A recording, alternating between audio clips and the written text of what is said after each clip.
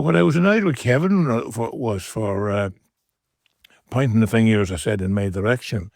And I suppose it turned out then in the court case, maybe a couple of years later, that he had that the time of the induction, the abductors asked him to withdraw all legal cases north and south of the border that he had instigated against local community people. And of course, he failed to address that or failed to mention that in the BBC interview. And I felt very annoyed about that, because what he was doing was, he wasn't, by not mentioning other people or the fact that he was legal proceedings and he was asked to withdraw these legal proceedings, well, that was certainly pointing the finger only to me. He wanted to exclude everybody else.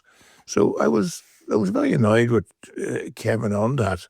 And I was also, as regards the Lunnies, and I still think there's more good in the Lunnies than there is bad.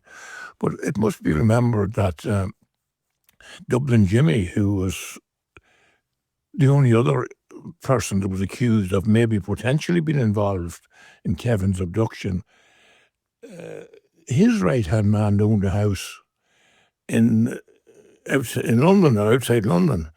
And that man worked for Tony Lunny for a long, long time.